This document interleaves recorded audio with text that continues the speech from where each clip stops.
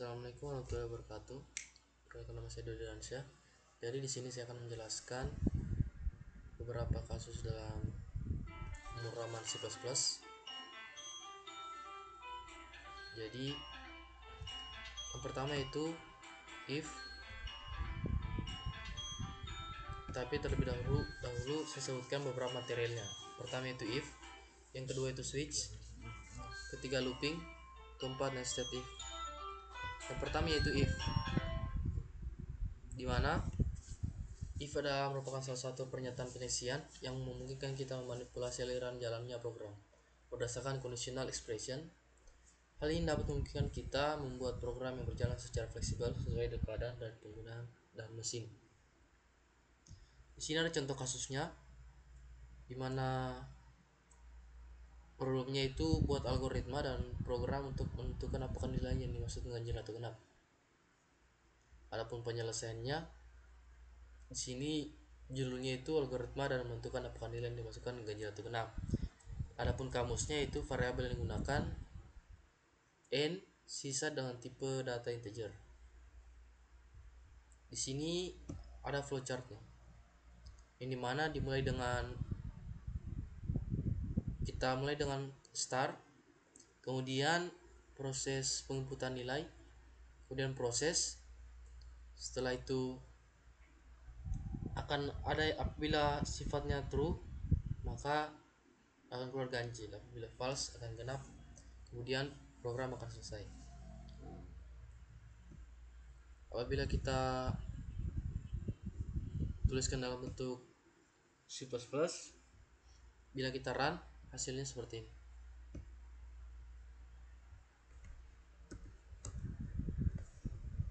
Bilangan ini hasilkan adalah 4 atau genap. Kemudian yang kedua itu switch. Switch adalah percabangan kode program di mana kita membandingkan isi sebuah variabel dan beberapa nilai, yang dimana jika proses perbandingan tersebut menghasilkan true, maka blok kode program akan diproses. Adapun contoh kasusnya itu buat algoritma dan program untuk dapat memilih operasi matematika mana yang akan diselesaikan, penjumlahan, pengurangan ataupun perkalian. Adapun kamus yang kita gunakan di sini yaitu A, B, C dan jumlah dengan tipe data integer. Di sini juga ada flowchartnya.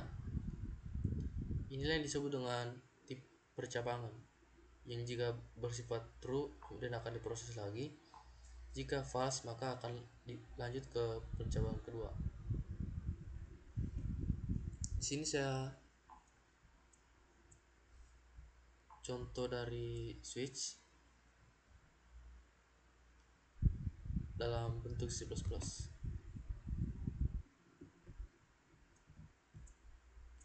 Ini hasilnya bila kita run. Misalnya kita memilih perkalian, kemudian kita masukkan nilai A,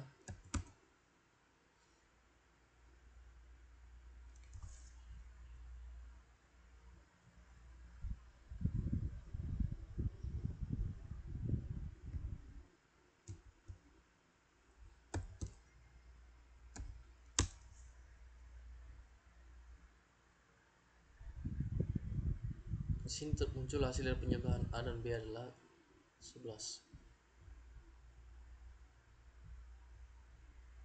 Kemudian looping, atau bisa disebut suatu instruksi untuk membentuk hasil kerja secara berulang pada blok yang sama, di mana dalam blok yang akan diulang ada terdapat statement atau pernyataan. Contoh kasusnya itu buatlah algoritma dan program untuk menampilkan teknik informatika sebanyak nilai yang dimasukkan. Jadi variabel di sini itu i dan n dengan tipe data integer. Dan ini bentuk flowchartnya bila diubah dalam bentuk flowchart. Kemudian bila kita tuliskan dalam bentuk C++ sesuai data soalnya tadi, yaitu jika kita memasukkan nilai n sebanyak 7, maka kata teknik informatika yang keluar juga akan sebanyak 7 kalimat.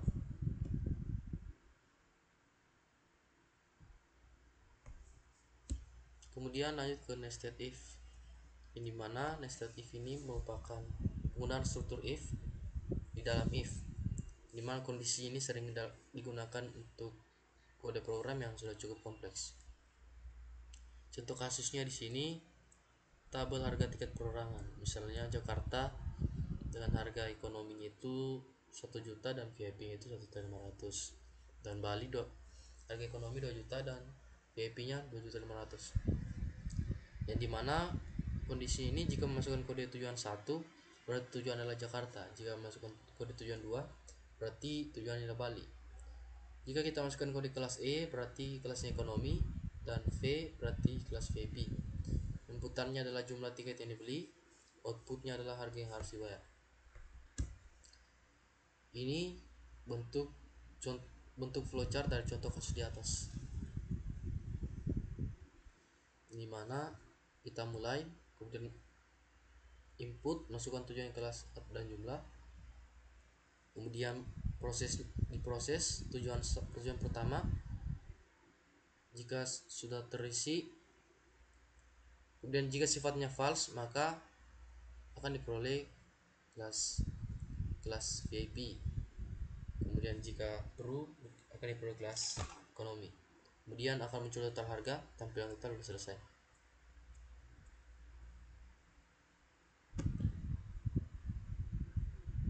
Ini adalah contoh codingannya. Bila kita terus dalam kode. Pertama kita pilih tujuannya, misalnya Jakarta. Kemudian kelasnya itu ekonomi atau E.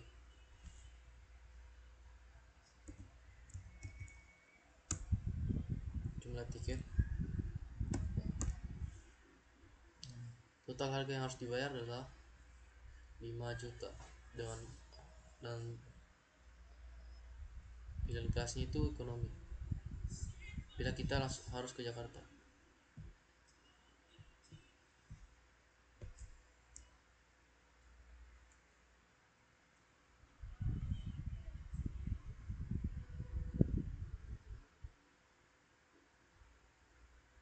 Mungkin itu saya dapat jelaskan mengenai 4 material tersebut, kurang lebihnya mohon dimaafkan. Wabillahi taufiq, assalamualaikum warahmatullahi wabarakatuh.